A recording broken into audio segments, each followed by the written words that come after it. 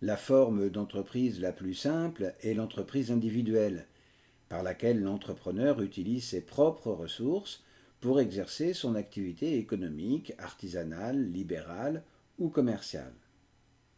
Schématiquement, nous retrouvons l'entrepreneur, son patrimoine constitué de ses biens personnels, sa maison ou son appartement, son véhicule personnel, ses comptes bancaires, etc., et ses biens professionnels, son fonds de commerce, son fonds artisanal ou libéral, les comptes bancaires dédiés à son activité professionnelle, etc. L'ensemble forme un tout indistinct, même si la notion d'entreprise ne désigne que les biens professionnels. C'est une forme juridique très répandue encore au regard de la simplicité de mise en place. Il faut juste déclarer l'existence de cette entreprise aux organismes compétents pour obtenir un numéro SIRET. D'autant que pour la première année, les formalités comptables et fiscales sont très allégées. Mais ce statut juridique a l'inconvénient d'offrir la protection sociale des indépendants, moins favorable que celle des salariés, et surtout fait prendre beaucoup de risques financiers à l'entrepreneur. En effet, en cas de dette, quelle qu'en soit l'origine d'ailleurs, c'est l'ensemble du patrimoine de l'entrepreneur qui peut être saisi. Souvent, les dettes sont d'origine professionnelle et l'entrepreneur risque de perdre l'ensemble de ses biens, y compris ses biens personnels, même si on demande aux créanciers dont la créance est professionnelle de ne saisir par priorité que les biens professionnels, et même s'il existe aussi la déclaration d'insaisissabilité qui permet de dresser une liste de biens purement personnels que les créanciers professionnels ne pourraient pas saisir. Pour pallier cet inconvénient majeur, la loi du 14 février 2022 en faveur de l'activité professionnelle indépendante a mis en place un nouveau principe où seuls les éléments affectés à l'activité de l'entreprise constituent l'entreprise individuelle, ceci constituant le gage général des créanciers de l'entreprise. Les biens personnels de l'entrepreneur étant par principe insaisissables, sauf à y renoncer volontairement pour certaines dettes spécifiques, comme l'obtention d'un prêt bancaire par exemple. Ce nouveau régime s'appliquera à toute création d'entreprise individuelle à compter de mi-mai 2022, mais également à toute nouvelle créance pour les entreprises individuelles déjà en place. Cependant, il existe un autre outil pour opérer la séparation du patrimoine personnel de l'entrepreneur de celui de l'entreprise. Il s'agit de la société. La société qui permet la création d'un outil juridique à qui le droit reconnaît fictivement la personnalité juridique. Il crée une sorte de personne virtuelle qui exercera dès lors l'activité économique en son propre nom. Pour cela, l'entrepreneur va transférer des biens nécessaires à une activité économique à une personne morale qu'il va créer par un acte juridique qui s'appelle des statuts de société dans notre cas. Cette personne aura donc son propre patrimoine dédié à l'activité pour laquelle elle a été créée.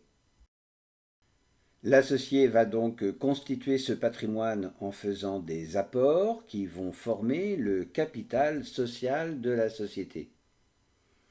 Il est à noter que dans certains types de sociétés, la SARL principalement, des apports en industrie sont possibles afin de devenir associé, mais ceci n'entre pas dans la composition du capital social.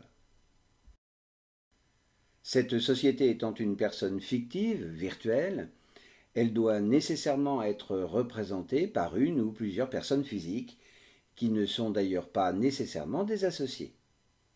Ces personnes peuvent porter différents noms en fonction du type de société dont il s'agit, et elles feront tous les actes juridiques nécessaires à l'activité de l'entreprise. Embaucher des salariés, conclure des contrats avec des fournisseurs ou des clients, faire des actions devant les tribunaux, remplir leurs obligations fiscales, sociales, etc.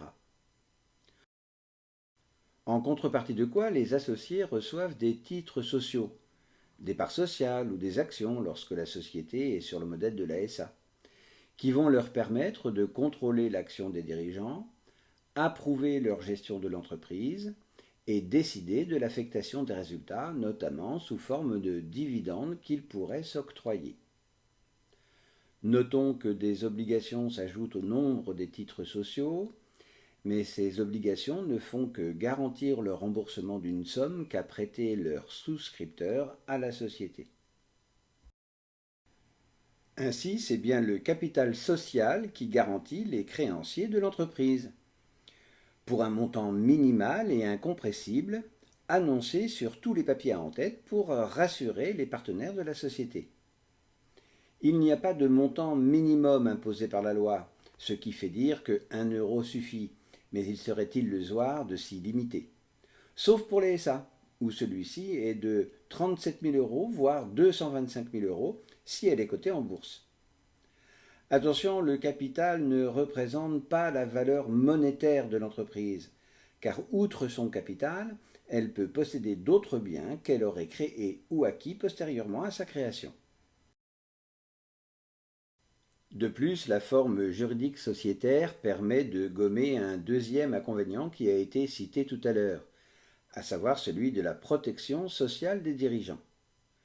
En effet, dans la plupart des cas, ceux-ci pourront être assimilés salariés, c'est-à-dire affiliés au régime général de la sécurité sociale, sans pour autant pouvoir prétendre à l'indemnisation chômage dans les conditions des salariés.